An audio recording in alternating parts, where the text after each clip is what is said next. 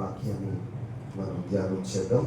చూడండి, యెషయా గ్రంథము 9వ అధ్యాయం 6వ వచనాన్ని ధ్యానం చేద్దాం. యెషయా గ్రంథము 9వ అధ్యాయం 6వ వచనం. ఏలయనగా మనకు శిశువు పుట్టెను, మనకు కుమారుడు అనుగ్రహింపబడెను, ఆయన భుజం మీద రాజ్యభారముండును. ఆశ్చర్యకరుడు, ఆలోచనకర్త, బలవంతుడైన దేవుడు, నిత్యుడకు తండ్రి, సమాధానకర్తయకు అధిపతి అని అతనికి పేరు పెట్టబడును. చాలే, ఇక్కడ చదువుకున్న లేఖన భాగాన్ని మనం ధ్యానం చేసినప్పుడు ప్రభు వాక్యం చెప్తున్న మాట, భక్తుడైన యెషయా గారు ప్రభు అయిన యేసుక్రీస్తు ప్రభువారి యొక్క జన్మను గురించి మాట్లాడుతూ ఆయన చెప్తున్న మాట ఏంటంటే, ఏలయనగా మనకు శిశువు పుట్టెను, మనకు కుమారుడు అనుగ్రహించబడెను, ఆయన భుజము మీద రాజ్యభారముండును. ఈ మాట అందరూ నాతో చెప్పండి. ఆయన భుజము మీద రాజ్యభారముండును.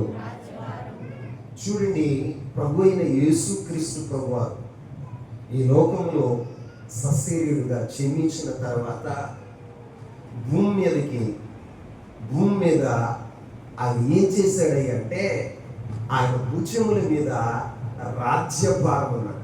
ఏముందని? రాజ్యభారం ఉన్నట.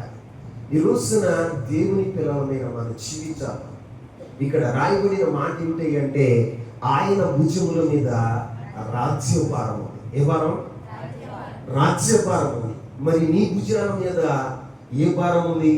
కుటుంబ భారం, పిల్లల భారం, లేకపోతే లోకంలో ఏవో భారాలు, ఉద్యోగ భారం, వ్యాపార భారం, వ్యవసాయ భారం. ఈ రోజున రకరకాలైనటువంటి భారాలు మన మీద ఉన్నట్లుగా మనం చూస్తూ ఉన్నాం. అయితే ప్రభు అయిన యేసుక్రీస్తు ప్రభు వారి యొక్క భుజస్కంధాల మీద ఏముంది అంటే రాజ్యభారం ఉంది. ఏ భారం అండి? పరలోక రాజ్యభారం ఆయన మీద ఉంది అని ఇక్కడ రాయబడి ఉంది. యెషయా భక్తుడు చెప్తున్నాడు, అవును, ప్రభు అయిన యేసుక్రీస్తు ప్రభు వారు ఎందుకు భూమి మీద పుట్టాడంటే నిన్ను నన్ను రక్షించి పరలోక రాజ్య వారసులుగా చేయాలని, నీ పాపములు నా పాపములు క్షమించి దేవుని ఎదుట పరిశుద్ధులుగా నిలబెట్టి ఆయన నిత్య రాజ్య వారసులు కావాలన్న ఉన్నతమైన ఉద్దేశంతో ప్రభు అయిన యేసుక్రీస్తు ప్రభువారు ఈ భూమి మీదకి వచ్చాడు. ఆయన ఈ భూమి మీదకి వచ్చి ఆయన రాజ్య భారాన్ని మోస్తున్నాడు. రాజ్య భారమే కాదు, నీ భారాన్ని నా భారాన్ని కూడా ఆయన మోసిన వాడగా ఉన్నాడు. ఆమేన్. మన శాప భారాన్ని, మన యొక్క దోష భారాన్ని, మన పాప భారాన్ని, మన రోగ భారాన్ని ఆయన మోసిన వాడగా ఉన్నాడు. ఈ రోజున దేవుని సన్నిధిలో మరి వాక్యం ఉంటున్న నా ప్రియమైన సహోదరుడా సహోదరి, యావత్ ప్రపంచం కూడా ఈ దినాలు ఏమంటారు అంటే లెంట్ డేస్ గా చెప్తూ ఉంటారు. ఈ లెంట్ డేస్ ఆచరిస్తున్న మన జీవితాల్లో మనం నేర్చుకోవలసిన పాఠం ఏంటంటే, ఆయన భుజముల మీద రాజ్యభారం ఉంది. ఆయన భుజముల మీద సిలువ భారాన్ని మోయటానికి కారణం ఏంటంటే, ఆయన ఒక ఉన్నతమైన ఉద్దేశంతో ప్రభు కన్న తండ్రి ఈ లోకానికి పంపించిన వాడుగా ఉన్నాడు. నీకు నేను నశించిపోకూడదని, నీవు నేను నరకాగ్నికి వెళ్ళకూడదని, నిన్ను నన్ను రక్షించటానికి ఆయన ప్రభు అయిన యేసుక్రీస్తు భుజముల మీద రాజ్యభారాన్ని పెట్టాడు. ఏ భారాన్ని పెట్టాడని? రాజ్యభారాన్ని పెట్టాడు. ప్రభు అయిన యేసుక్రీస్తు ప్రభువారు ఈ లోకంలో 33.5 సంవత్సరాలు బ్రతికి ఆయన ఏం చేశాడో తెలుసా? కలువరి సిలువలో ఆయన తన ప్రాణాన్ని పెట్టి, నీ కొరకు నా కొరకు తన ప్రాణాన్ని పెట్టి, తన రక్తాన్ని క్రయధనంగా చెల్లించి మనల్ని అందరినీ విమోచించిన వాడుగా ఉన్నాడు. ఆమేన్. విమోచించిన వాడుగా ఉన్నాడు. తండ్రి యొక్క చిత్తాన్ని సంపూర్ణంగా భూమి మీద నెరవేర్చి ఆయన కల్వరి శిలువలో మరణం పొంది ఆయన పునరుద్ధానుడై తిరిగి లేచి ఆయన ఏం చేశాడో తెలుసా? ఆరోహణమయ్యాడు. ఎక్కడికి వెళ్ళాడు? ఆరోహణమై వెళ్ళాడు. మరి ఇప్పుడు ఆయన రాజ్యభారాన్ని ఎవరు మోస్తారు? ఇక్కడ రాయబడిన మాట ఏంటి అంటే ఆయన భుజముల మీద రాజ్యభారం ఉంది.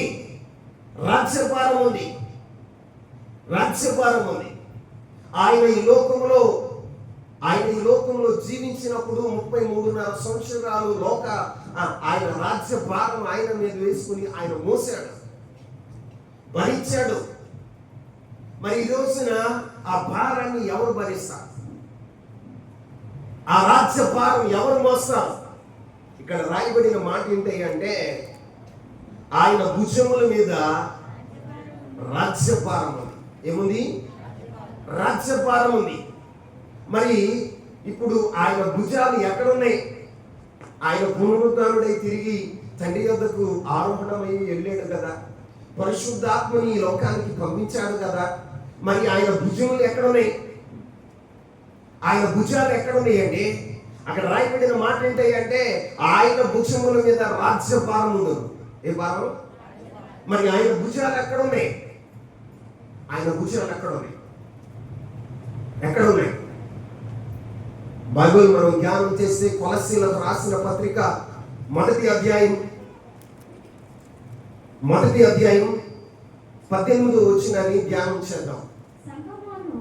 సంఘము అను శరీరమునకు ఆయనే శిరస్సు, ఆయనకు అన్నిటిలో ప్రాముఖ్యం కలుగు నిమిత్తము ఆయన ఆది అయ్యుండి మృతులలో నుండి లేచుటలో ఆది సంభూతుడాయను.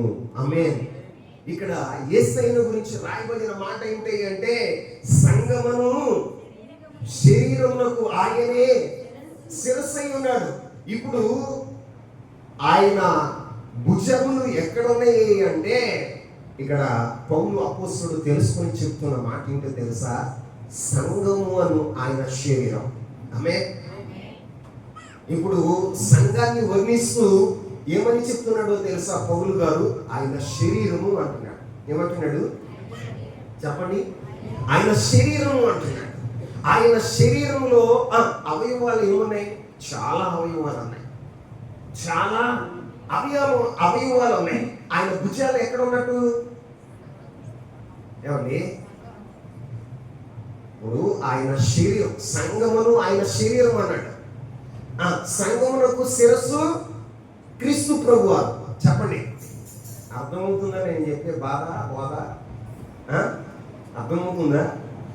సంఘం అనే శరీరానికి శిరస్సు ఎవరయ్యా అంటే క్రీస్తు ప్రభువారు. చెప్పండి, క్రీస్తు ప్రభువారు. ఇప్పుడు సంఘం అనే శరీరము ఎక్కడుంది? ఇప్పుడు పరలోకంలో లేదు. ప్రభువు ఆరోహణమై తండ్రి యొద్దకు వెళ్ళాడు, కానీ శరీరాన్ని ఇక్కడే ఇడిచిపెట్టాడు. చెప్పండి, ఎక్కడ?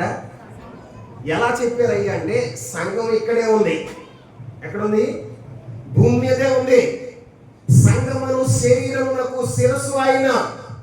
ఇప్పుడు ఆయన రాజ్యభారం ఎవరు మోయాలి అంటే ఆయన శరీరం మోయాలి. ఆమేన్. ఆ శరీరం ఎవరయ్యా అంటే సంఘం. ఎవరండి? సంఘం. ఈ రోజున సార్వత్రిక సంఘంలో ఉన్న నీవు, ఆయన రక్తంతో కడగబడిన నీవు, ఆయన సన్నిధిలో నాటబడిన నీవు, ఆయన కుమార్తెగా కుమారుడిగా పిలువబడుతున్న నీవు ఆయన రాజ్యభారాన్ని మోసేవాడుగా ఉండాలి. ఆమేన్. ఆయన రాజ్యభారాన్ని మోసేవాడుగా ఉండాలి. భారం ఉందట. ఆయన భుజముల మీద ఏముందో తెలుసా? రాజ్యభారం ఉంది. ఏ భారం? చాలా మంది చెప్తారు, అయ్యా నా కుటుంబ భారాన్ని నేనే మోయాలయ్యా, నా కుటుంబానికి యజమానుని నేనేనయ్యా, నా కుటుంబానికి యజమానురాలని నేనేనయ్యా, ఈ కుటుంబ భారం అంతా నేనే మోయవలసి వస్తుంది. ఏం మోయవలసి వస్తుంది? కుటుంబ భారం అంతా నేనే మోయవలసి వస్తుంది. నువ్వు ఎలా ఉన్నావో తెలుసా? నీ కుటుంబానికి ఒక పిల్లర్ లాగా ఉన్నావు. ఆమేన్. ఇప్పుడు చూడండి, ఈ పిల్లర్ ఉంది. ఈ పిల్లర్ ఏం చేస్తుందో తెలుసా? స్థిరంగా నిలబడి ఈ మందిరం యొక్క పైకప్పంతటిని మోస్తుందా లేదా? చెప్పండి.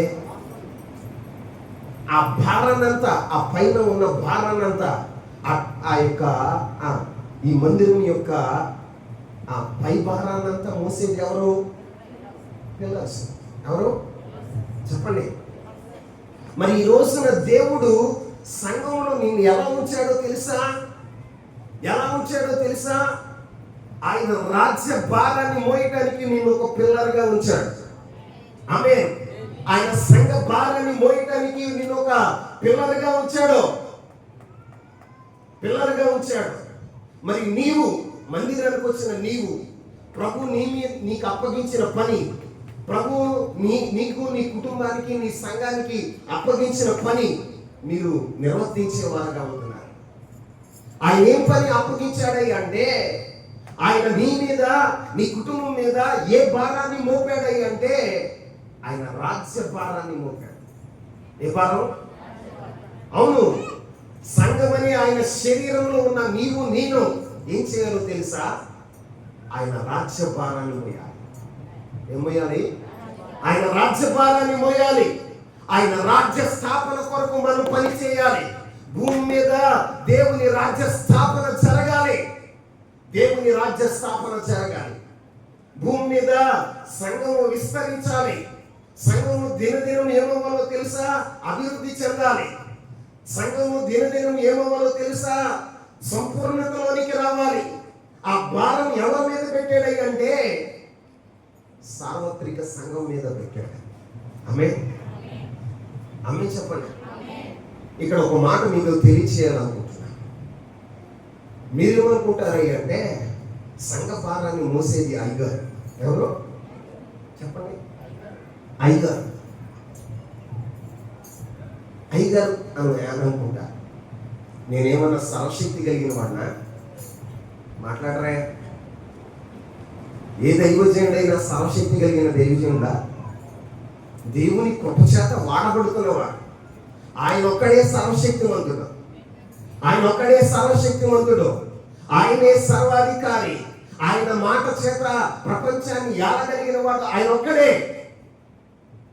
ఆయన సన్నిధిలో ఉన్న మనమందరం ఏం చేయాలో తెలుసా? ఈ మందిరాన్ని కట్టబడటానికి ఒక స్తంభం ఉందా? చెప్పాలి. ఎన్ని స్తంభాలు ఉన్నాయి? లెక్కేంటి? ఎన్ని స్తంభాలు ఉన్నాయి? 10, 11, 12 ఉన్నాయి నాకు తెలిసి. ఎన్ని ఉన్నాయి? 12 స్తంభాలు ఉన్నాయి. 12 స్తంభాలు కలిపితే ఒక మందిరం అయింది. అవునా? ఇప్పుడు దేవుని రాజ్య స్థాపన జరగాలి. ఇది ఒక్కరితో అయ్యే పని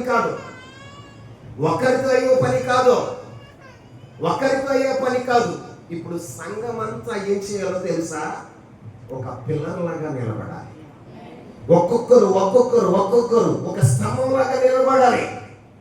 అలా నిలబడితే ఏమవుతుందో తెలుసా? దేవుని రాజ్యం స్థాపించబడుతుంది. దేవుని ఆశ తీర్చబడుతుంది. దేవుడు సంతోషిస్తాడు. ఇప్పుడు సంఘం ఎలా ఉందో తెలుసా? దేవుని రాజ్యాన్ని స్థాపించవలసిన సంఘం. మీ ఉద్దేశాలు ఏంటంటే, పాస్టర్ గారులే ప్రకటించాలి, పాస్టర్ గారి సంఘ భారాన్ని మోయాలి. మరి మీరేం చేస్తారు? ఆయన శరీరంలో అవయవాలుగా ఉన్న మీరు ఏం చేయాలంటే, దేవుని పిల్లలమైన మన జీవితాల్లో ఆయన రాజ్య స్థాపనలో మన వంతు మనం భారాన్ని మోసేవారుగా ఉండాలి. ఇప్పుడు ప్రపంచంలో సార్వత్రిక సంఘం ఏమైపోయిందో తెలుసా? కోమా స్థితిలో ఉంది. ఏ స్థితిలో ఉంది? కోమా స్థితిలో ఉంది. కోమాలో ఉన్నవాడితో మనం మాట్లాడితే వాడు స్పందిస్తాడా? మాట్లాడరే. ఇటు చూడండి అమ్మా, ఇటు చూడండి. పిల్లల వైపు కాదు, చూసి నాకు ఇటు చూడదు కాదు. ఎడు చూడాలి? నా వైపు చూడాలి. ఇప్పుడు కోమాలో ఒక మనిషి ఉన్నాడు. ఆ మనిషితో మాట్లాడుతూ ఉన్నాం. స్పందిస్తాడా? చెప్పరా? స్పందిస్తాడా? అది చెయ్యతరా అంటున్నాం, ఎత్తుతాడా? కాలెత్తరా అంటున్నాం, ఎత్తుతాడా? నువ్వు పాట పాడరా అంటున్నాం, పాడతాడా? ప్రార్థన చేయి, నువ్వు విశ్వాసమే కదా అన్నాం. వాడు ఎక్కడ ఉన్నాడు? కోమాలో ఉన్నాడు. ప్రార్థన చేస్తాడా? చేస్తాడా? అంటే కోమాలో ఉన్నవాడు ఏం చేయడు అంటే స్పందించడు. ఏం చేయడు? స్పందించడు. మరి ఈ రోజున సంఘం ఎలా ఉంది? సార్వత్రిక సంఘం ఎలా ఉందో తెలుసా? దేవుని పని చేయట్లేదంటే, దేవుని మాటలు వినట్లేదంటే, దేవుని ఉద్దేశాలు నెరవేర్చట్లేదు అంటే సంఘం ఏమై ఉందో తెలుసా? కోమా స్థితిలో ఉంది. బ్రతిక ఉన్నవన్న పేరు మాత్రం ఉంది, కానీ నువ్వు మృతుడవే. ఎందుకో తెలుసా? క్రీస్తు ప్రభు వారి యొక్క ఉద్దేశాలు, క్రీస్తు ప్రభు వారి యొక్క ఉన్నతమైన సంకల్పాలు నువ్వు నెరవేర్చినప్పుడు నువ్వు బ్రతిక ఉన్నా కూడా అర్థమే. బైబిల్ చెబుతుంది, నేను కాదండి. బ్రతికి ఉన్న పేరు మాత్రం ఉంది, కానీ నువ్వు మృతుడవే. నీ వల్ల ఏ ఉపయోగం ఉండదు. కాలెత్తలేవు, చెయ్యెత్తలేవు, ఓ పాట పాడలేవు, దేవుని కొరకు పరిగెత్తలేవు, ఒక పాంప్లెట్ పంచలేవు, ఎవరిని ప్రభు యొద్దకు నడిపించలేవు. కారణం ఏంటి అంటే నువ్వు కోమా స్థితిలో ఉన్నావు. సంఘం ఏం చేయాలో తెలుసా? ఆయన రాజ్య భారాన్ని భుజస్కంధాల మీద పెట్టుకుని ప్రపంచమంతా కూడా ఆయన భారాన్ని మోసేవారుగా ఉండాలి, భరించేవారుగా ఉండాలి. ఆమేన్. ఈ రోజున మరి సంఘం ఏం చేస్తుంది? నిద్ర అవస్థలో ఉంది. సంఘం ఏం చేస్తుంది? కోమ స్థితిలో ఉంది. చలనం లేనటువంటిదిగా ఉంది. ప్రపంచంలో దేవుని రాకడ సూచనలు జరుగుతూ ఉంటే సంఘం ఎలక్ట్ అయ్యి దేవుని రాజ్య స్థాపన కొరకు పనిచేయవలసిన సంఘం ఏం చేస్తుంది అంటే కోమ స్థితిలో ఉందండి. చలనం లేనిదిగా ఉంది. పట్టమైన వారుగా ఉన్నారు. ప్రభు యొక్క వాక్యం ఏమో చెప్తుందో తెలుసా? ఆయన భుజముల మీద రాజ్యభారం ఉంది. ఏముందట? ఆయన భుజముల మీద రాజ్యభారం ఉంది. ఆయన భుజాలు ఎక్కడున్నాయి? సంఘమని ఆయన శరీరంలో ఉన్నాయి.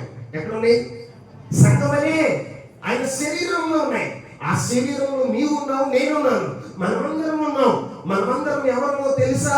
ఆయన శరీరంలో ఒక అవయవమై ఉన్నాం. ఆమేన్. ఒక్కొక్కరు ఒక అవయవమై ఉన్నారు. ఈ అవయవాలు ఏం చేయాలో తెలుసా? ఈ శరీరం ఏం చేయాలో తెలుసా? ఆయన రాజ్యభారాన్ని భుజస్కంధాల మీద పెట్టుకుని మోసేవారుగా ఉండాలి. మరి సంఘంలో ఉన్న నీవు ఆయన రాజ్య స్థాపన జరగాలి. ఇక్కడ ఆయన రాజ్య స్థాపన జరగాలి అని ఏమైనా దేవుని రాజ్య స్థాపన కొరకు పనిచేస్తున్నావా? ఎవరికైనా సువార్త చెప్తున్నావా? ఎవరినైనా ప్రభు యొద్దకు నడిపిస్తున్నావా? ఎవరి కోసమైనా ప్రార్థన చేస్తున్నావా? ఎవరి కొరకైనా పరిచర్య చేస్తున్నావా? ఈరోజు ఆలోచన చేయి. రక్షణ పొందేవే, బాప్తిసం తీసుకున్నావే, క్రీస్తు సంఘంలో చేర్చబడ్డావే, ఆయన శరీరం అనే సంఘంలో నువ్వు కూడా అమర్చబడ్డావే. నీ జీవితంలో ఏమైనా ఆయన రాజ్య స్థాపన కొరకు పనిచేసే విధానం ఉందా? అశోక్ బాబు ఉందా? ఉంటే ఏం చేస్తాము? తాకే బాగా అడ్డంగా ఉంటావు. ఏం చేస్తావు చెప్పు. నీ ఫ్రెండ్స్కి ఎవరికైనా సాక్ష్యం చెప్పావా? విన్న వాక్యాన్ని ఎవరికైనా ప్రకటించావా? ఈ మధ్య ఒక ముసలమ్మ ఫేస్బుక్లో చెప్తుంది, బాగా ముసలమ్మ ఒక ఆయన ఇంటర్వ్యూ చేస్తున్నాడు. ఏమన్నా తెలుసా? మామ నువ్వు సువార్త చేస్తావా, కరపత్రాలు పంచుతావంట, నిజమేనా అంటే ప్రతిరోజు వెళ్తానయ్యా అంట. ఏమంటుంది? ప్రతిరోజు వెళ్తానయ్యా. ఇతరులకి నువ్వు ఇబ్బందికరంగా లేవా అంటే నేను వెళ్ళకపోతే వాళ్ళు నన్ను అడుగుతారు, మామ నువ్వు రాలేదేంటి అని. అంటే నువ్వెవరికి ఇబ్బందిగా లేవా? నువ్వేం చేస్తావు అంటే అయ్యా నేను చదువుకోలేదు కానీ విన్న వాక్యాన్ని కథలాగా చెప్తుందా. ఎలా చెప్తుంది చెప్పండి? నిజంగా ఆ మామను చూస్తే నాకు సిగ్గేసింది. నిజమండి, ఆ మామను చూస్తే నాకు చిక్కేసింది.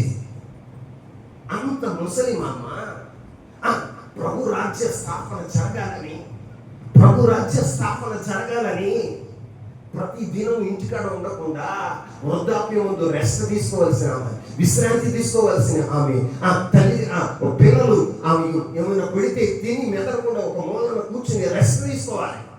కానీ ఆమె ఏం చేస్తుందో తెలుసా? ప్రతి దినము కరపత్రాలు పంచుతుంది. ఏం పంచుతుందని? కరపత్రాలు పంచుతుంది. ప్రతిదినం ఏం చేస్తుందో తెలుసా? తెలిసిన వారికి ఒకరికో ఇద్దరికో దేవుని సువార్త ఆమె చెప్తుంది. నేను ఆదివారం విన్న వాక్యాన్ని కథ రూపంలో మలిచి నేను ఇతరులకి సువార్త చేస్తాను. మరి నువ్వు ఎప్పుడైనా నీ ఫ్రెండ్స్తో అరే ఆదివారం ప్రభు ఇలా మాట్లాడేవరా, నిజంగా మనం మారాలరా, మన జీవితాన్ని ఇలా ఉండాలని నీ ఫ్రెండ్స్తో ఎప్పుడైనా చెప్పావా? నీ స్నేహితులతో ఎప్పుడైనా చెప్పావా? నలుగురు మీరు కూర్చున్నప్పుడు అక్క ఈరోజు దైవజనుడు నోట ప్రభు ఇలా మాట్లాడా, ఇలా మాట్లాడా, నిజంగా మన జీవితం ఇలా సరి చేసుకోవాలని, మన నిజంగా ఈ యొక్క బాధ్యత మనం కలిగి ఉండాలని ప్రభు ఇలా మాట్లాడేది అని నువ్వు ఎప్పుడైనా నువ్వు నలుగురిలో కూర్చున్నప్పుడు చెప్పగలుగుతున్నావా? చెప్పగలుగుతున్నావా? నువ్వు ఆయన భారాన్ని మోయట్లా. ఐదారు చెప్తారా? ఎవరు చెప్తారు చెప్పండి? ఐదారు చెప్తారు. ఒక ఇల్లు కట్టబడాలంటే, ఒక సంఘం కట్టబడాలంటే, సంఘం అభివృద్ధి చెందాలంటే ఏం చేయాలి? ఒక్క కష్టపడితే సరిపోతా? అసలు ఇల్లు కట్టబడాలంటే ఎన్ని నిట్టాళ్ళు కావాలి? ఎన్ని పిల్లర్స్ కావాలి? మాట్లాడరే. ఒక ఇంటికి, ఒక గదికి 4 పిల్లర్స్ కావాలి. ఎన్ని? 4 పిల్లర్స్ కావాలి. అంటే నలుగురు పని చేస్తేనే ఇల్లు కట్టబడుతుంది. 4 పిల్లర్స్ భారాన్ని మోస్తేనే గృహం అనేది స్థిరపడుతుంది. అవునా కదా?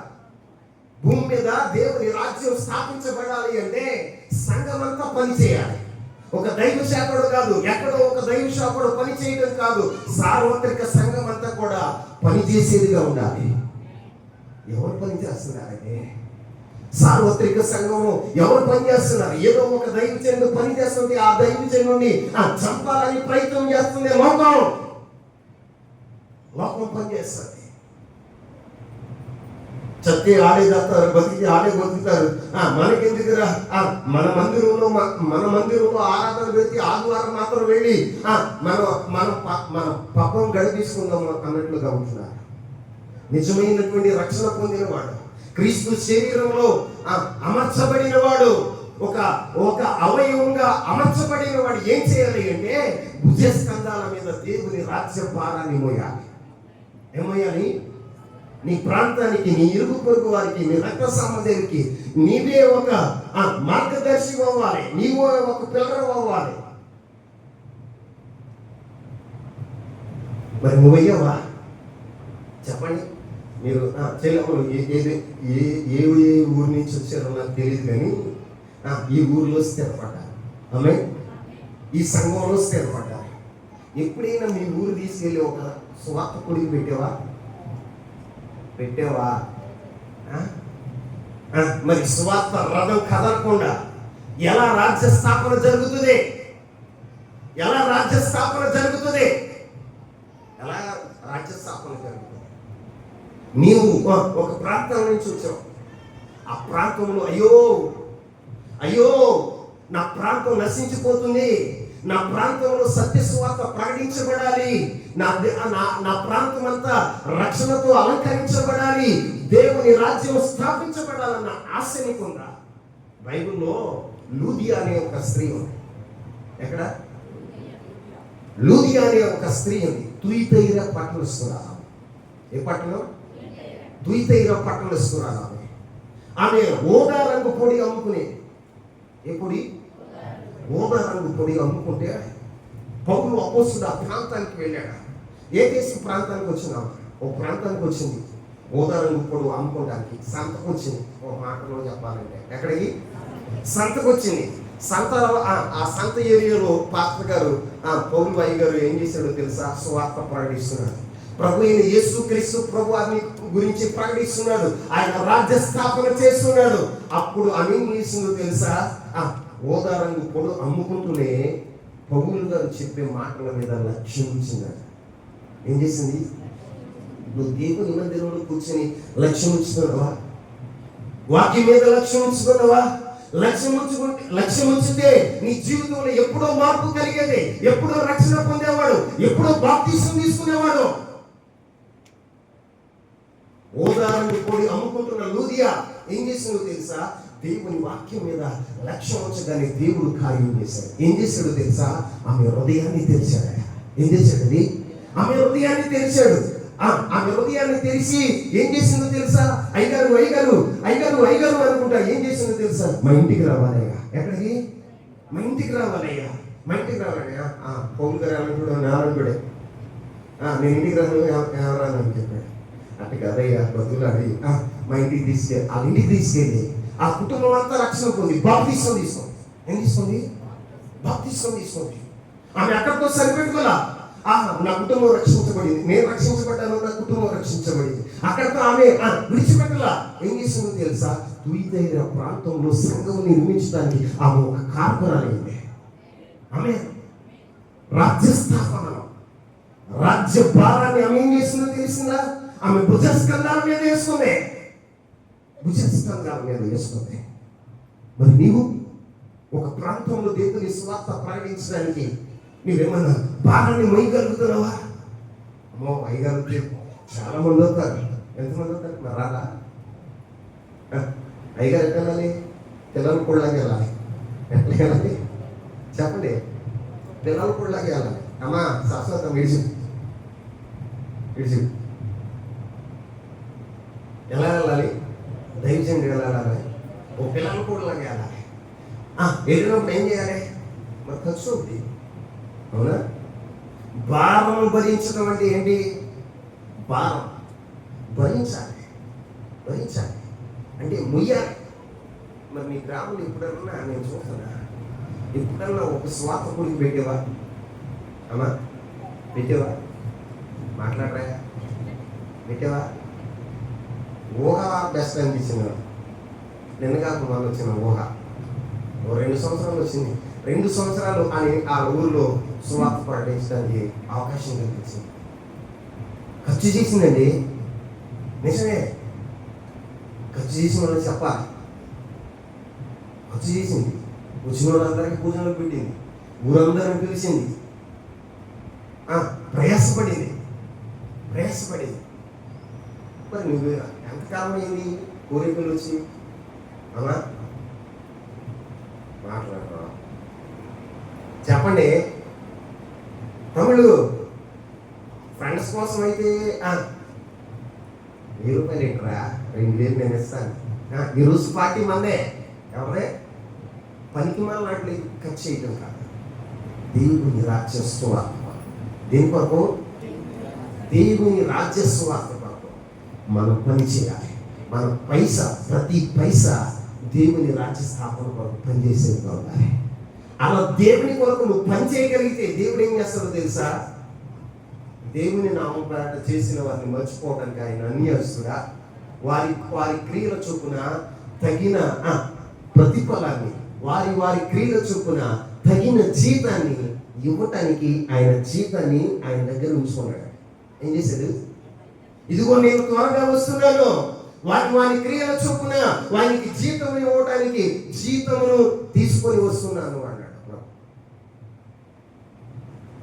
నువ్వు చేసిన దానికి ఆయన మర్చిపోవడం, నువ్వు చేసిన దానికి ఆయన మర్చిపోవడమే, నువ్వు మోసిన భారాన్ని ఆయన మర్చిపోవటానికి అన్యాయస్తుడైన దేవుడు కాదు. అన్యాయస్తుడైన దేవుడు కాదు ఆయన. నువ్వు చేసిన దానికి ప్రతిఫలం పిల్లల తరతరాలకి శాశ్వత కృపగా ఆయన నిలిచి ఉండే దేవుడు. ఆమేన్. మరి ఈ రోజున నువ్వు ఎంత భారాన్ని మోయగలుగుతున్నావు? ఫ్రెండ్స్ అంటే తెచ్చుకొని ఖర్చు చేస్తావే, 1000 రూపాయలైనా 2000 అప్పు చేసైనా సీట్లు తీసుకునేనా? ఏం తీసుకుని? అరే కుర్రోకి ఎందుకురా పెళ్లిగా సీట్లు ఎందుకు? ఏం చేస్తున్నావు నువ్వు? దేనికోసం ఖర్చు చేస్తున్నా? అరే సెల్ ఫోన్లో పోను. దేంట్లో? సెల్ ఫోన్లో పోను. ఎవరిలో నింతే ఆడేనా? తల్లిదండ్రులు ఏమవుతున్నారు? నువ్వు లోన్లు తీసుకున్న బాగానే ఉంటావు, నువ్వు ఎక్కడుతున్నావు? కట్టేది ఎవరో, ఆ బాధపడేది ఎవరో అర్థమవుతుందా? నువ్వు ఖర్చు చేయడానికి దేనికోసం ఖర్చు చేస్తున్నావు? ఉపయోగకరమైందేనా? ఒక 5,000 ఖర్చు చేసావు, ఒక 2,000 ఖర్చు చేసావు. నువ్వు ఆ 2,000 సంపాదించాలంటే 4 రోజులు కష్టపడాలి. 4 రోజులు నీ చెమట వచ్చాలి, నీ రక్తాన్ని చెమటగా దారిపోయాలి. కానీ 2,000 సునాయాసంగా ఖర్చు చేశావు. డ్రింక్స్ తెచ్చుకోండి బాబాయ్. ఏం తెచ్చుకోవాలి? డ్రింక్స్ తెచ్చుకోలే. డ్రింక్స్ వాళ్ళు డ్రింక్స్, మందులు మందు, తినుళ్ళు తిండిపోతులు, బిర్యానీలు. పిల్లలు అరే సాయంత్రం అరే బిర్యానీ ఎక్కడెక్కడ పెట్టారు? అమరావతి లేకపోతే బిర్యానీ పాయింట్లు ముందుగానే గుర్తొచ్చేస్తున్నాయి. క్రీస్తు కొరకు ఖర్చు చేస్తున్నావా? నీ యవ్వన భావాన్ని క్రీస్తు కొరకు ఖర్చు చేస్తున్నావా? ఖర్చు చేయగలుగుతున్నావా? భారం మొయ్యాలని ప్రభు చెప్పాడుగా. ఆయన భుజముల మీద రాజ్య భారం ఉంది అంటే, ఆయన భుజాలు ఎక్కడ ఉన్నాయి అంటే భూమి మీదే ఉన్నాయి. ఎక్కడ ఉన్నాయి అంటే సంఘం. ఆ సంఘంలో నీవున్నావు, నేనున్నా. నన్నేం చేయాలో తెలుసా? భారం మొయ్యాలి. ఏమయ్యాలి? పౌలు గారు తెలుసుకున్నాడు. ఏమని తెలుసుకున్నాడో తెలుసా? సంఘం అని, ఆయన శరీరం అని సంఘం. ఏమంటున్నాడు? చవడి కొలస్సీలకు రాసిన పత్రిక 1వ అధ్యాయం 18 మరొకసారి చదవండి. సంఘము అను శరీరమునకు ఆయన శిరస్సు అయి ఉన్నాడు. ఆమేన్. ఏమై ఉన్నాడు? ఆయన తెలుసుకున్నాడు. సంఘానికి సంఘం ఏమై ఉందో పౌలు గారు తెలుసుకున్నాడండి. ఏం చేశాడు చెప్పండి? అర్థమవుతుందా? నా వైపు చూస్తూ చెల్లించండి. కొంచెం కోమాలో ఉండమండి. కోమాలో ఉన్నవాళ్ళంటే ఏం చేస్తారు? చెల్లించరు, స్పందించరు. నిద్రావస్థలో ఉండమండి. చేపల్లాగా చూస్తూ నిద్రపోమకండి. కొంచెం స్పందించండి. ఆమేన్. హల్లెలూయా. మంచులందరూ చేతులు ఎత్తి దేవునికి స్తోత్రాలు చేయలేదా? ఎంతమంది చెడ్డోళ్ళు ఉన్నారు చూసారా? మీరే ఒప్పుకుంటారు, నేను కాదు బాబు. దేవుని సన్నిధిలో మేము చెడ్డోళ్ళమే, మాకు ముద్రేసారు. అందరూ చేతులు ఎత్తుదాం. ఒకసారి చేతులు ఎత్తి అల్లడిస్తూ దేవుని నామమున మహిమపడదాం. హల్లెలూయా, హల్లెలూయా, హల్లెలూయా. సంఘమును ఆయన శరీరమునకు ఆయన శిరస్సై ఉన్నాడు. ఏమై ఉన్నాడు? శిరస్సై ఉన్నాడు అని చెప్పిన పౌలు గారు క్రీస్తు ప్రేమను గుర్తించి సంఘములో చేర్చబడిన వాడు, అపోస్తలులో చేర్చబడిన పౌలు గారు ఏం చేశాడు తెలుసా? పౌలు గారు ఏం చేశాడు? ఒక మాట మీకు చెప్తా చూడండి. కొరింథీయులకు రాసిన మొదటి పత్రిక 9వ అధ్యాయం 16వ వచనాన్ని చదువుతాం. నేను సువార్తను ప్రకటించుచున్నాను, నాకు అతిశయ కారణము లేదు. సువార్తను ప్రకటించవలసిన భారము నా మీద. ఏమంటున్నాడు? సువార్తను ప్రకటించుచున్నాను, నాకు అతిశయ కారణం లేదు. సువార్తను ప్రకటించవలసిన భారము నా మీద. ఏమని ఉందట? ఆయన గుర్తించాడండి. రక్షణ పొంది బాప్తిసం తీసుకున్న తర్వాత ఆయన ప్రభువు ఏం కోరుకుంటున్నాడో, ఆయన నుండి ఏం ఆశిస్తున్నాడో పౌలు గారు గుర్తించాడు. నన్ను ఎందుకు రక్షించుకున్నాడు, నన్ను ఎందుకు ప్రత్యేకపరిచాడు, ఇంత ప్రేమను చూపడానికి, ఇంత కృపను చూపడానికి, ఇంత వాత్సల్యతను చూపడానికి కారణం ఏంటో తెలుసా? నేను ఆయన రాజ్య భారాన్ని మోయాలి. ఆమేన్. ఆయన గుర్తించగలిగాడు.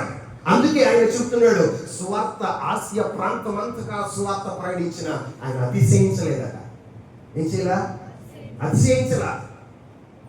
మనం పాట పాడితే ఎంత అతిశయము, చిన్న ఆరాధన నడిపితే ఎంత అతిశయము, చిన్న ప్రసంగం చెప్తే ఎంత అతిశయము. నేను కాబట్టి చెప్పా. ఏం చెప్పావా? నీ మాట ఏమని చెప్పావా?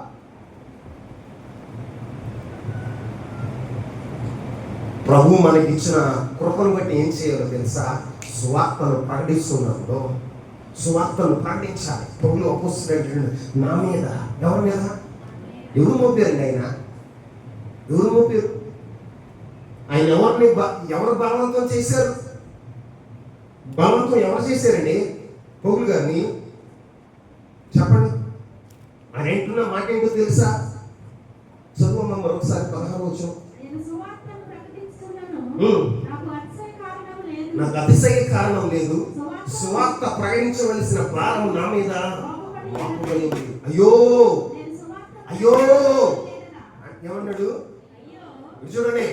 అయ్యో సువార్త ప్రకటించని ఎడల నాకు శ్రమ. అయ్యో ఎంత బాధ కలిగితే అయ్యో అనే మాట వస్తుందండి. ఆయన జీవితంలో ప్రభు ఎందుకు ఆయన పిలుచుకున్నాడు, ఎందుకు రక్షించుకున్నాడో, తన విలువైన రక్తం ఎందుకు క్రయధనంగా చెల్లించబడిందో ఆయన గుర్తించాడు. తమ్ముడా, యవనస్తుడా, నువ్వు గుర్తించు. యేసయ్య నీ కొరకు తన యవన రక్తాన్ని క్రయధనంగా ఎందుకు చెల్లించాడు? నీ స్థానంలో ఆయన ఎందుకు నిలబడి ఆయన మరణించాడు? గుర్తించగలుగుతున్నావా? లెంట్ డేస్ అని పేరు చెప్పుకొని, గడ్డాలు పెంచుకొని, మీసాలు పెంచుకొని, వస్త్రాలు మార్చుకుని, భాష మార్చుకుని, నీ జీవితంలో ఒక చెక్క కొయ్య భుజాల మీద పెట్టుకుని ఊరంతా తిరిగి సరిపోద్దా సంబడం? నువ్వు చేయవలసిన పని ఏంటో తెలుసా? దేవుని రాజ్య స్థాపన చేయాలి. దేవుని రాజ్య స్థాపన చేయాలి. పౌలు గారి మీద ఏం మోపబడి ఉంది అంటే స్వార్థ భారం మోపబడి. ఏ భారం? రక్షణ పొందిన ప్రతి ఒక్కరి మీద, నీ మీద, నా మీద, మనందరి మీద సువార్త భారం మోపబడింది. సువార్త భారం మోపబడింది. నువ్వు అనుకోవాలి. ఏమనుకోవాలి తెలుసా? ఇవాళ సువార్త ప్రకటించకపోతే నాకు శ్రమ. అపోస్తుడు, దైవజనుడు యేసన్న గారు సువార్త ప్రకటించని ఎడల భోజనం చేసేవాడు కాదండి. భోజనం చేసేవాడు కాదండి. సువార్త ప్రకటించిన రోజున అలాగే కూర్చొని ఉండేవాడట. ఎవరికైనా సువార్త చెప్పినాకే, సాక్ష్యం చెప్పినాకే నోట్లోకి 4 మెతుకులు తీసుకునేవాడట. రోజున నీవు సంఘంలో ఉన్న నీవు ఎంత బాధ్యత కలిగి ఉన్నావు? నీ గ్రామంలో ఎంతమంది ఉన్నారు? ఎంతమంది ఉన్నారండి? ఎవరికి నువ్వు సువార్త చెప్పవు? నీకు ఆ భారం ఉందా? ఆ భారం ఉందా? పౌలు అపోస్తలుడు చెప్పాడు. ఏమన్నా తెలుసా? సంఘమును ఆయన శరీరమునకు ఆయన శిరస్సై ఉన్నాడు. ఏమై ఉన్నాడని? ఆయన భుజస్కంధాల మీద రాజ్యభారం మోపబడి ఉంది. అంటే సంఘం మీద రాజ్యభారం మోపబడి ఉంది. ఆ సంఘంలో నేనున్నాను కాబట్టి నా మీద కూడా ఆయన రాజ్యభారం నా మీద మోపబడింది అని గుర్తించి ఆయన ఏమన్నాడు తెలుసా? సువార్త భారం నా మీద మోపబడి ఉంది. ఆమేన్. నా మీద మోపబడింది అంటున్నాడు. మరి రక్షణ పొందింది నీ పాస్టర్ గారు ప్రకటిస్తారు. పాస్టర్ గారు ఏమన్నా దేవుడా? పలుచాట్లు ఉండగలుగుతాడా? ఆయన నివాసం ఎక్కడ ఉంటుంది? నువ్వు ఏ ప్రాంతంలో ఉన్నావో ఆ ప్రాంతంలో సువార్త ప్రకటిస్తే ఆ ప్రాంతంలో దేవుని రాజ్యం స్థాపించబడుతుంది. మరి నువ్వు ప్రకటించగలుగుతున్నావా? సువార్తను ప్రకటించగలుగుతున్నావా? అసలు నీకు ఆయన అంటున్నాడు. ఏమంటున్నాడు తెలుసా? అయ్యో సువార్త ప్రకటించిన ఎడల నాకు శ్రమ.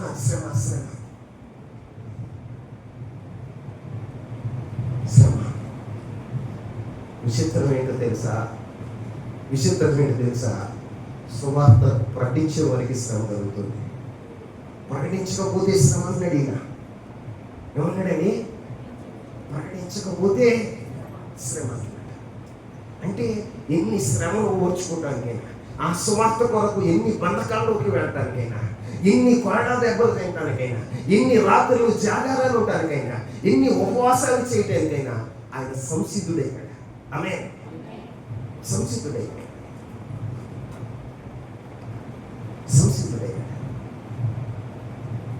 అందుకే ఆయన అంటాడు, ఎన్నో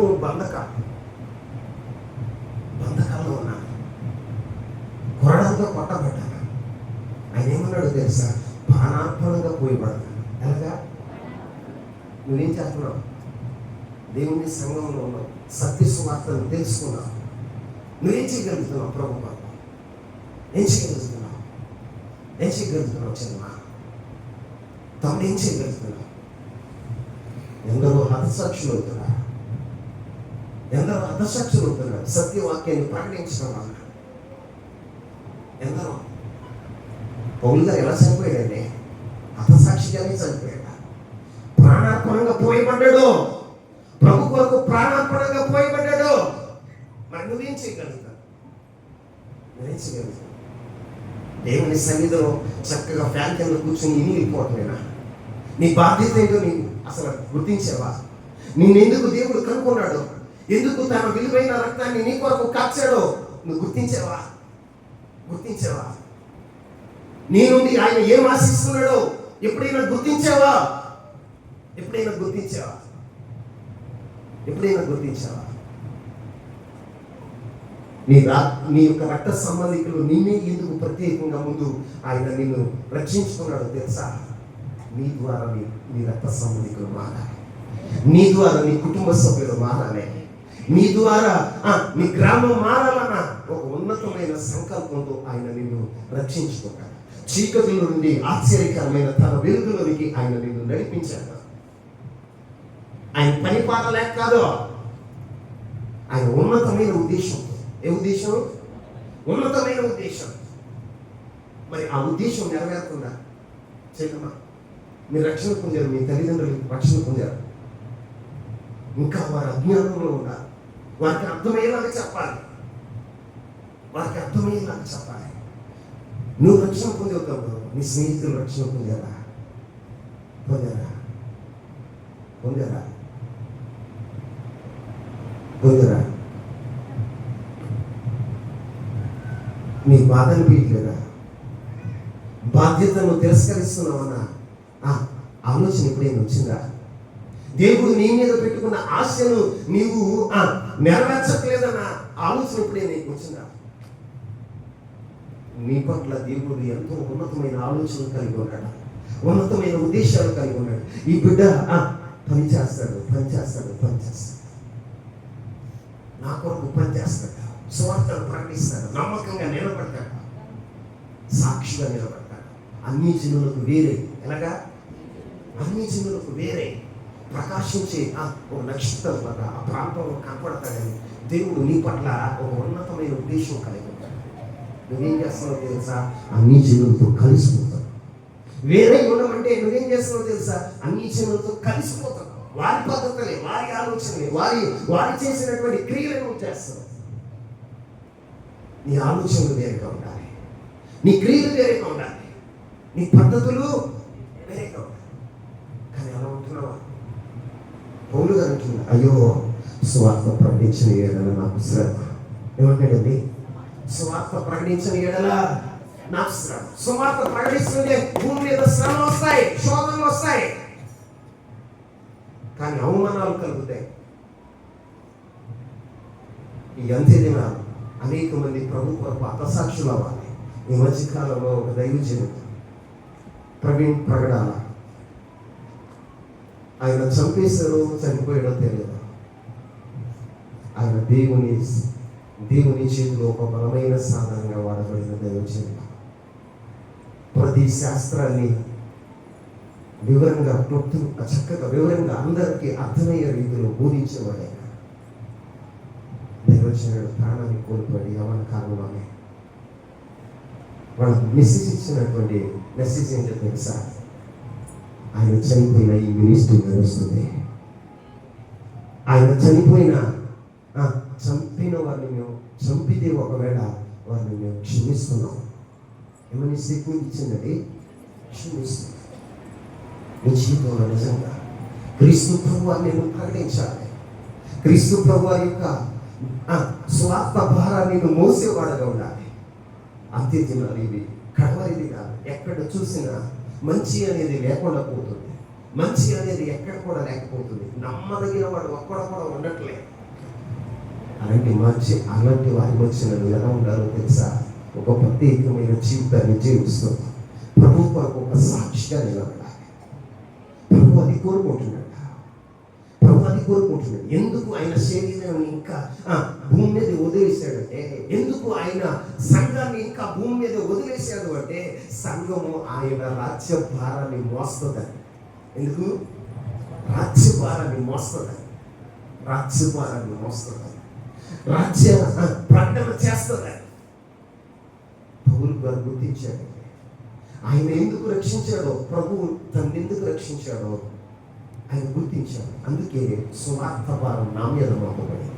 ఏమంటాడని ఆయనే చెప్తున్నాడు, నా మీద, నా భుజస్కంధాల మీద సువార్త భారం మోపబడింది. అయ్యో, సువార్త ప్రకటించని ఎడల నాకు శ్రమ. ఇంకేమన్నాడు తెలుసా? పౌలు అపోస్తలుని మనం నేర్చుకోవాల్సిన పాఠం ఏంటో తెలుసా? సంఘం అనే శరీరం అనే సంఘం, క్రీస్తు శరీరం అనే సంఘం, సంఘమునకు శిరస్సు ఎవరు? క్రీస్తు ప్రభు వారిని చెప్పిన పౌలు గారు మొదటి స్టేట్మెంట్ ఏమి ఉంచాడు తెలుసా?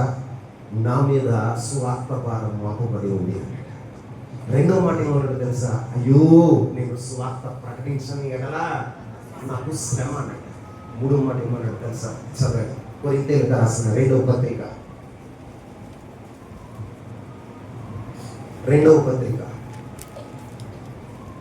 11వ అధ్యాయం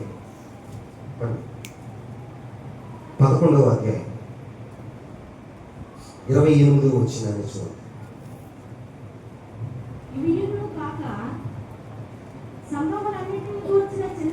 ఇవియును గాక సంఘములన్నిటిని గురించిన చింతయు కలదు. చదవేమా? ఈ భారము దినదినమును నాకు కలుగుచు ఉన్నది. ఆమేన్. ఇక్కడ పౌలు అపోస్తలుడు చెప్తున్న మాట ఏంటో తెలుసా? ఏమని చెప్తున్నాడో తెలుసా?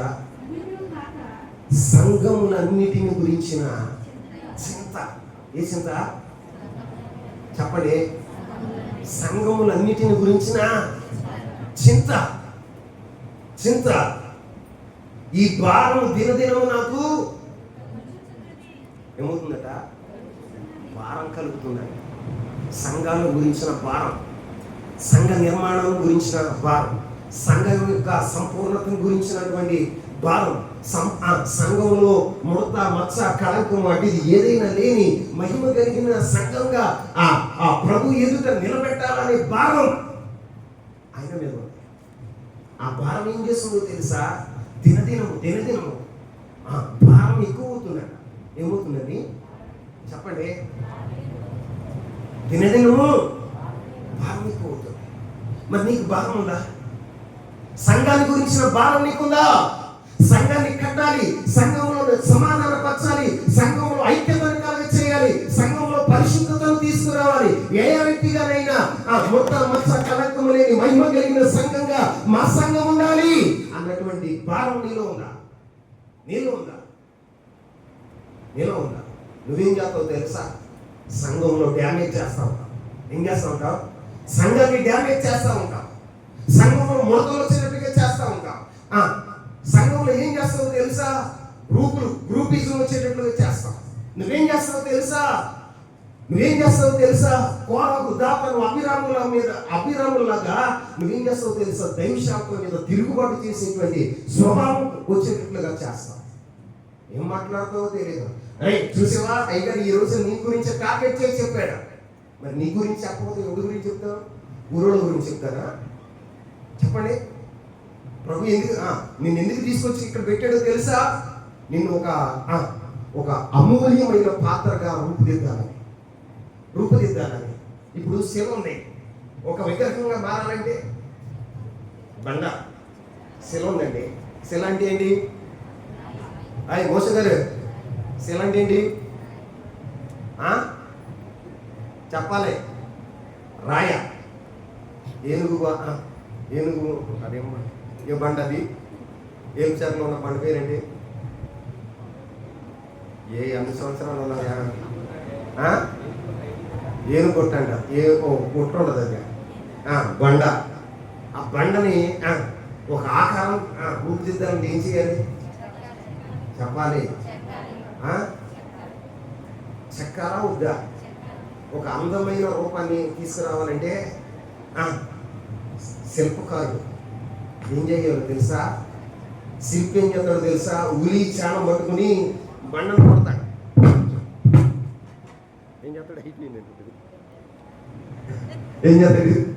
కొడతాడు, ముక్కలు చెప్తాడు, ఎత్తు పల్లాలు సరిచేస్తాడు. ఎక్కడ లోతుగా ఉండాలో, ఎక్కడ ఉబ్బుగా ఉండాలో ఉండటానికి ఏం చేస్తాడో తెలుసా?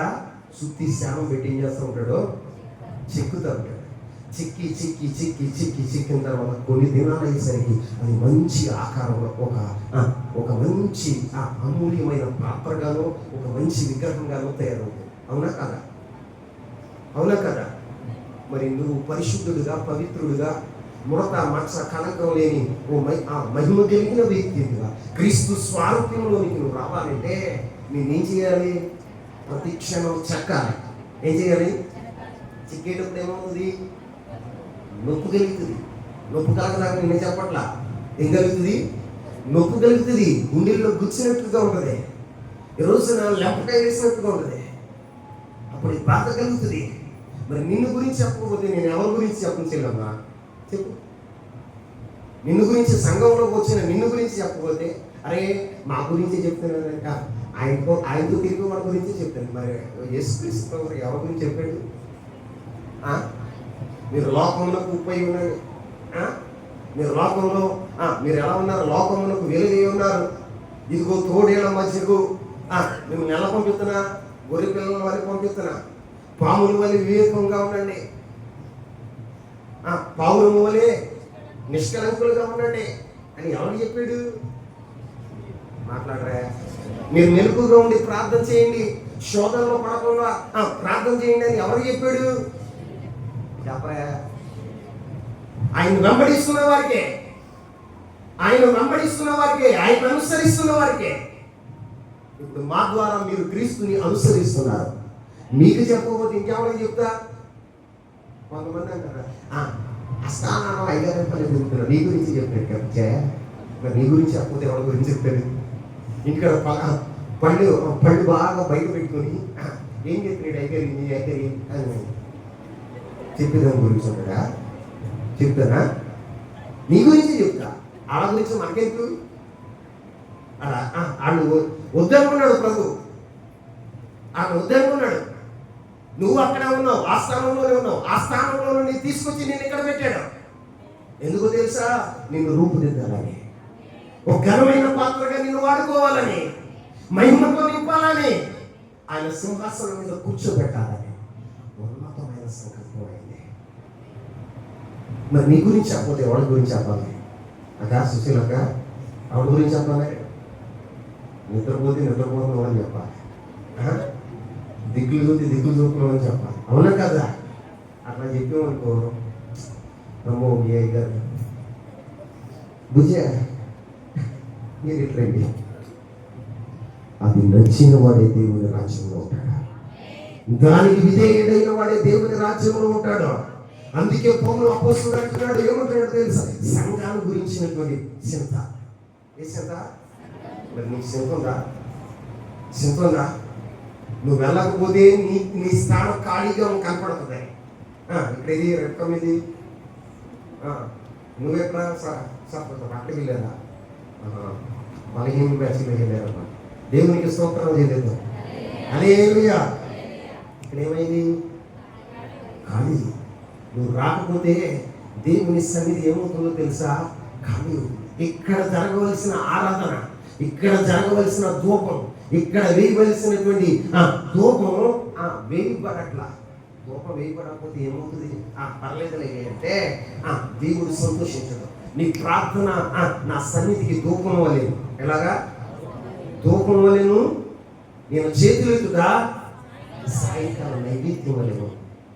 నా ప్రార్థన ధూపం వలేను, నేను చేతులెత్తుగా సాయంకాల నైవేద్యం వలె ఉండాలి. మరి ఇక్కడ నీవు చేతులు ఎత్తకుండా, దేవునికి నైవేద్యం పెట్టకుండా, దేవుడు నిన్ను ఎలా చూసి సంతోషిస్తాడు?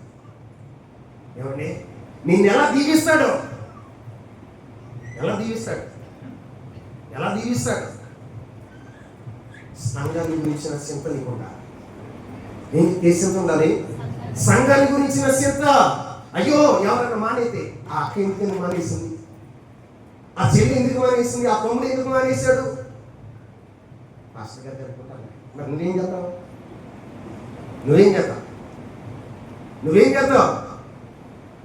నువ్వెందుకు అనుకో, నీ బాధ్యత ఎందుకు లేదు?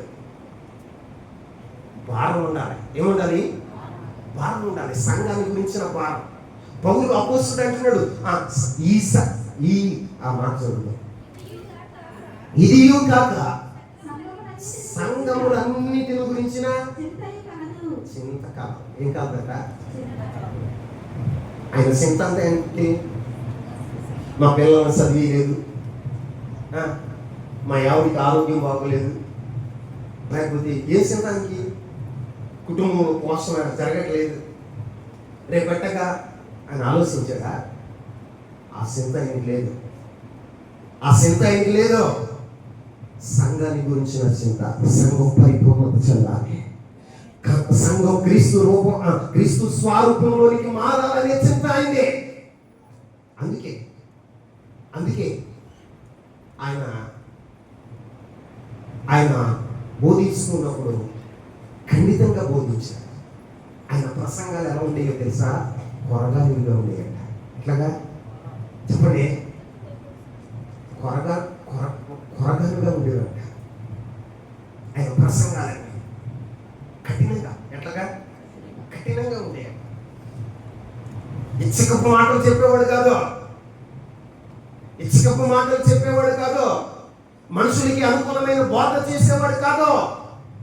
దేవునికి అనుకూలమైన బోధ, దేవుని సంతోషపరచాలనే బోధ ఆయన చేసేవాడు. సంఘాన్ని గురించిన భారం. సంఘం అని చెప్పుకోకూడదు. సంఘం పరిపూర్ణతలోకి రావాలి. ప్రతి ఒక్కరూ క్రీస్తు రాకడలో ఎత్తబడాలి. ఎవరు నాగటి మీద చెయ్యి వేసిన తర్వాత వెనుతిరిగి చూడకూడదు. ప్రతి ఒక్కరూ గురి వద్దకే చేరాలి అనే ఒక ఉన్నతమైన సంకల్పంతో, ఆ శ్రద్ధతో బాధపడతాం. దాన్ని జీవితంలో మొదట్లోనండి. ఇప్పుడట చెప్పండి, మొదట్లో ఎంత భారం కలిగి ప్రార్థన చేసామో తెలుసా? మొదట్లో ఎంత భారం కలిగి పరిశీలన చేసామో తెలుసా? మొదట్లోనండి అట్లా కనుకుంటామని బైబిల్లో ప్రభు ఒక మాట చెప్పాడు. ఎపిసీలు కదా, క్షమించండి, ప్రకటన గ్రంథం 2వ అధ్యాయం 3వ వచనాన్ని చదువుతాం. ప్రకటన గ్రంథం 2వ అధ్యాయం. నీవు సహనం కలిగి నా నామము నిమిత్తము భారము భరించి అలయలేదనియు నేను ఎరుగుదును. అమ్మా, ఏం ఎరిగాడట? ఎపిసిలో ఉన్న సంఘపు దూతతో ప్రభు మాట్లాడుతూ, ఆత్మస్వరూపి అయిన దేవుడు, సంఘముల మధ్యన సంచారం చేసే దేవుడు ఎపిసి సంఘపు దూతతో చెప్తున్న మాట ఏంటో తెలుసా? నా నామము నిమిత్తము భారము భరించి అలయలేదనియు నేను ఎరుగుదును. ఏమంటాడు? భారం భరించిందండి. మనల్ని ఒక నిలబెట్టి ఒక 50 కేజీలు లేకపోతే ఒక 40 కేజీలు రైస్ కట్ట నెత్తి మీద పెట్టామనుకోండి, ఏమంటాం? చెప్పండి. కొంచెంసేపు ఏమనుకోతాం? భారం అయిపోయిందండి, అలసిపోయామండి అని. అవునా? చెప్పరా? అలసిపోయాడు. దేవుని నామం నిమిత్తం ఎఫెసీలో ఉన్న సంఘపు దూత భారం భరిస్తూ అలయలేదట. ఏం చేయలేదు? నీ భక్తిలో ఎందుకు అలసిపోయావు? నీ పరిచర్యలో ఎందుకు అలసిపోయావు? నీ విశ్వాస జీవితంలో ఎందుకు అలసిపోయావు? ఈ రోజు నా దేవుని సన్నిధిలో ప్రార్థించే విషయంలో ఎందుకు అలసిపోయావు? సువార్త ప్రకటించే విషయంలో ఎందుకు అలసిపోయావు? తమ్ముడా, ఎందుకు అలసిపోయావు? ప్రభు అంటున్నాడు, తలంపులను ఎరిగిన దేవుడు, తపనను చూసిన దేవుడు, నేను ఎరిగి ఉన్నాను. ఏమంటున్నాడు? నేను ఎరిగి ఉన్నాను. ఇదిగో నువ్వు నా నామం నిమిత్తము భారము భరించి అలయలేదన్న సంగతి నేను ఎరుగుతున్నాను. ఆమె ఇప్పుడు నీ అంతరంగంలో ఉన్న ఆలోచన దేవునికి తెలియదా? నీ తపనేంటో తెలీదా? మందిరానికి ఏ ఉద్దేశంతో వచ్చావో దేవునికి తెలీదా? తెలీదా? తెలీదా? తెలుసు. మన తపన తెలుసు, మన తలంపులు తెలుసు. అమే నీ ఆశ ఎంత ఉందో తెలుసు, నువ్వేం తలస్తున్నావో ప్రభుకి తెలుసు. తెలుసు. ఆయన అంటున్నాడు, నా నామము నిమిత్తము భారము భరించి అలయలేదని నేను ఎరిగి ఉన్నాను. అయినా నీ మీద ఒక తప్పు ఒకటే మోపవలసి ఉంది. మోపాడు. అంత భారం భరించి అలయకుండా ఆయన కోసం ఉన్నా కూడా ఆమె ఆ సంగతి దూపు మీద ఒక తప్పు మోపాడు. ఆ తప్పు ఏంటో తెలుసా? మొదటి ఉన్న ప్రేమ చెప్పాలి. మరి నీలో ఉన్న ప్రేమ, మొదట ఉన్న ప్రేమ ఇప్పుడుందా? మందిరం పట్ల ఉన్న ప్రేమ, దైవ శాఖల పట్ల ఉన్న ప్రేమ, వాక్యం పట్ల ఉన్న ప్రేమ, ప్రార్థన పట్ల ఉన్న ప్రేమ, మొదట ఉన్న ప్రేమ, మొదట ఉన్న ఆరాటం, మొదటి ఉన్న అభిషేకం ఇప్పుడుందా? నా ప్రభు చూడట్లేదా? నీ తలంపులేంటో నా ప్రభు చూడట్లేదా? నీ యొక్క తలంపులను ఎరిగిన దేవుడు. నీ తపన దేనికోసం తపన పడుతున్నావు? అయ్యా నా పిల్లల కోసమేనయ్యా నా తపన అంతా, నా కుటుంబాన్ని స్థిరపరచాలని నా తపన అంతా. ప్రభు అంటాడు, నిజమైన క్రైస్తవుడు ఎవరు? నిజమైన క్రైస్తవుడు రేపటి దినం గురించి చింతించడం. ఆమేన్ చెప్పండి. నిజమైన క్రైస్తవుడు ఎలా ఉంటాడు తెలుసా? రేపేం తినాలి, రేపేం ధరించాలి, రేపు ఎలాగా మన జీవితాన్ని కొనసాగించాలని రేపటి గురించి ఆలోచించడు. ఎందుకంటే నా దేవుడు శక్తిమంతుడు, నా దేవుడు సర్వాధికారి, సమస్తాన్ని చేసే దేవుడు. నా దేవుడు ఏం చేస్తాడో తెలుసా? సమస్తాన్ని ధారాళంగా అనుగ్రహించే దేవుడు. సింహపు పిల్లలు లేమి కలిగి, కొదువు కలిగి, లేమి కలిగి ఉండొచ్చు, కానీ ఆయన నమ్ముకున్న వారిని, ఆయన వెంబడిస్తున్న వారిని, ఆయన అనుసరిస్తున్న వారిని లేమితో ఆకలితో ఉంచే దేవుడు కాదు. ఆమేన్. మరి ఎందుకు నీకు చింత? రేపు గురించి, రేపు సిటీ కట్టాలి, ఆదివారం మానేసి పనికి వెళ్ళి రేపు కట్టేస్తావా? అప్పుడు బాగుపడిపోతావా? చెప్పండి. నీ తపన ప్రభుకి తెలుసు, నీ తలంపులు ప్రభుకి తెలుసు. తెలవని అనుకున్నాం. భార్య బాధపడలేక వచ్చిన వాళ్ళు ఉన్నారు ఇక్కడ. దైవసేవకుడు బాధపడలేక వచ్చిన వాళ్ళు కొంతమంది ఉన్నారు.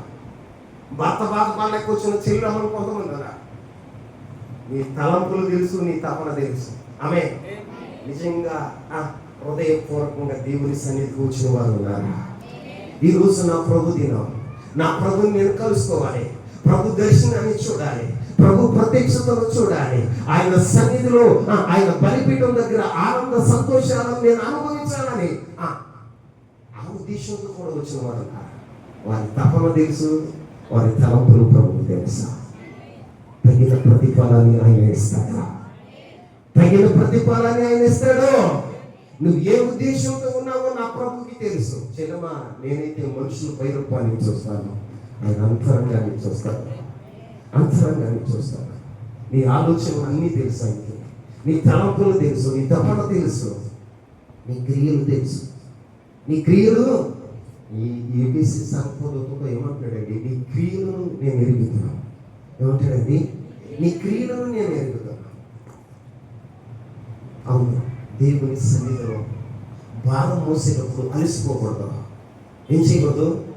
అలసిపోకూడదు.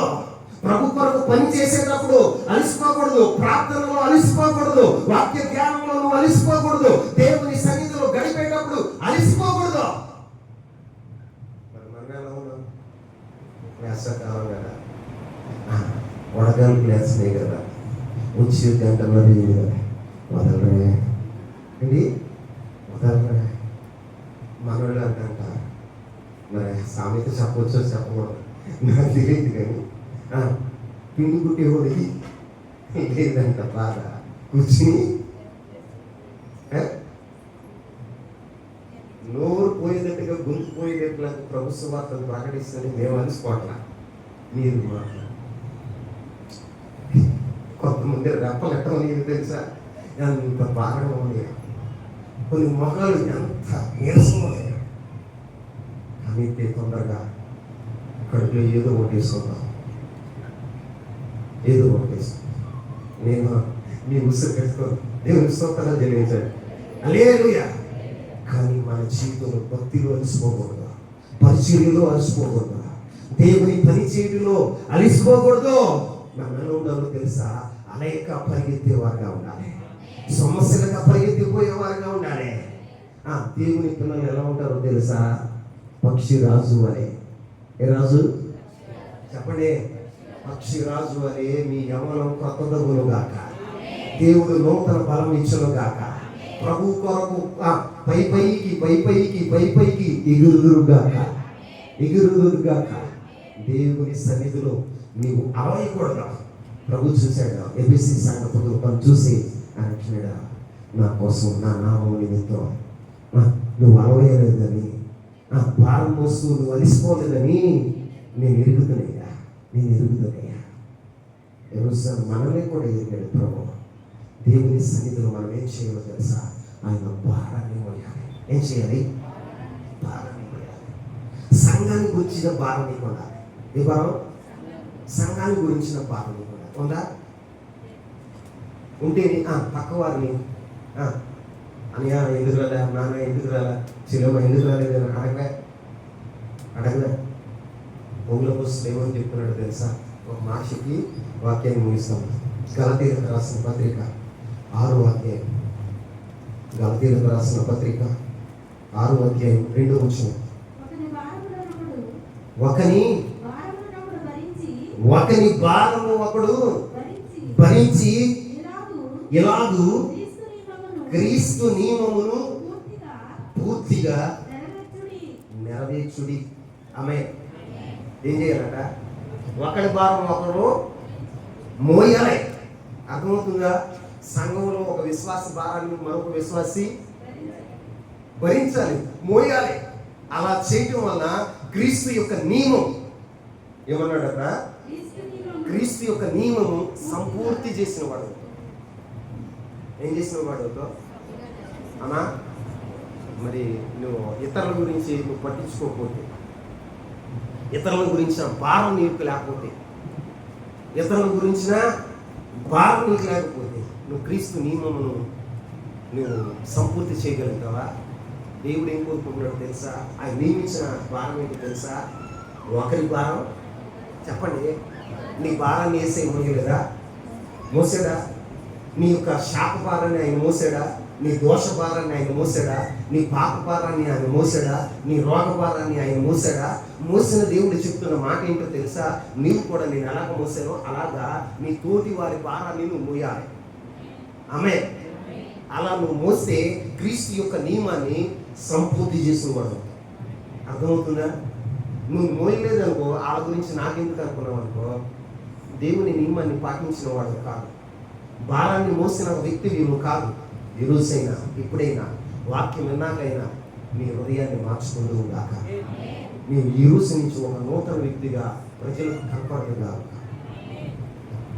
అంటే ఇతరుల యొక్క భారాన్ని మోయటువంటి అర్థం ఏంటి చెప్పండి? ఇతరుల భారం మోయటువంటి అమ్మా, ఇతరులు కష్టపడుతున్నారు, పనిచేస్తున్నారు, వాళ్ళకి ఏం చేయాలి? సహాయం చేయాలి. ఏం చేయాలి? ఇబ్బందుల్లో ఉన్నారు, ఏం చేయాలి? సహాయం చేయాలి. కష్టాల్లో ఉన్నారు, ఏం చేయాలి? మాట్లాడే సహాయం చేయాలి. అలా సహాయం చేయటం వలన నువ్వేం చేస్తావో తెలుసా? క్రీస్తు నియమాన్ని సంపూర్తిగా చేసిన వాడు అవుతావు. ఆమె అలా నువ్వు దేవుని నియమాన్ని సంపూర్తి చేసే దేవుడు ఏం చేస్తాడు తెలుసా? అరే నా బిడ్డ నాకులా కానీ ఇతరుల భారాన్ని మోస్తుంది కాబట్టి ఈ బిడ్డని దీవించాలి. ఏమనుకుంటాడు? ఈ బిడ్డని దీవించాలి అని ప్రభు అనుకుంటాడు. అనుకుని నువ్వు దీవించేవాడుగా ఉంటాడు. నీ జీవితంలో ఆయన ఏం చేస్తాడో తెలుసా? అలా నువ్వు చేయగలిగితే ప్రభు ఏం చేస్తాడో తెలుసా? నీ జీవితంలో తగిన ప్రతిఫలాన్ని నీకు అనుగ్రహించేవాడుగా ఉంటాడు. అవును, ప్రతిఫలాన్ని అనుగ్రహించేవాడుగా ఉంటాడు. నువ్వు చేసిన దానికి ఆయన మర్చిపోవడానికి అన్యాయస్తుడే దేవుడు కాదు. మరి నువ్వేం చేయాలి? దైవజనుడు సువార్త ప్రకటిస్తున్నాడు. నువ్వేం చేయాలి? వెళ్తే ఆయనే వెళ్తాడే, పడితే ఆయన బాధపడతాడే, ఖర్చు అయితే ఆయన ఖర్చు అవుతాడు. మనకేంటి? అప్పులు ఆయన మోతాడు. ఏం మోతాడు? అప్పులు ఆయన మోతాడు. మనకేంటికిలే అని అన్నట్టుగా ఉండకూడదు. ఏం చేయాలి తెలుసా? భారాన్ని మోయాలి. మోషే ఇశ్రాయేలు ప్రజల కొరకు చేతులు ఎత్తి ప్రార్థన చేస్తుంటే ఆయన చేతులు భారమైపోయి ఏమైపోయింది? భారమైపోయినప్పుడు అహరోను ఊరులు ఏం చేశారు తెలుసా? ఆదుకున్నవారు కావాలి. ఏమయ్యారు? చెప్పాలి.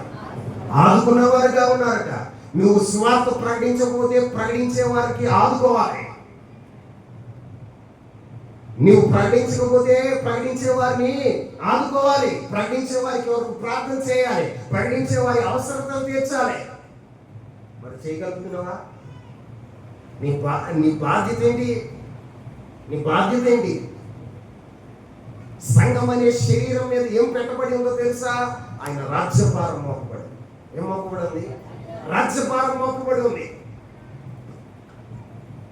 దేవుడు అహరోను ఊరుల్ని ఉట్ని విడిచిపెట్టేశాడా? ఆ పిల్లల్ని దేవుడు దీవించాడు. దీవించాడంటే ఆశీర్వదించాడు, యాజకులుగా చేశాడు. ఆయన మందిరంలో ఒక ప్రముఖమైనటువంటి పాత్రలుగా ఆయన వాడుకున్నాడు. చరిత్ర గాంచిన వారుగా దేవుడు వారి పిల్లల్ని రూపుదిద్దాడంటే విడిచిపెట్టేలా దైవ సేవకుని పరిచయం చేసిన వారి పిల్లల్ని వాళ్ళు విడిచిపెట్టేలా చరిత్ర తెచ్చుకునే వారుగా వాళ్ళని దేవుడు లేవనెత్తాడు. ఎరుస్తున్నాడు. నువ్వు అలా చేయగలిగితే దేవుడు ఏం చేస్తాడో తెలుసా? నిన్ను నీ పిల్లలను కూడా ఒక చరిత్రగాంచే వంశంగా రూపుదిద్దుతాడు. అట్టి కృప పరిశుద్ధాత్మ దేవుడు మీ అందరికీ దయచేయగాక. మొక్కరిస్తారా? ప్రార్థన చేసుకుందాం. చేతులు ఎత్తుదాం. దేవా, ఈరోజు నాతో మీరు మాట్లాడిన ప్రతి మాటను బట్టి వందనాలయ్యా.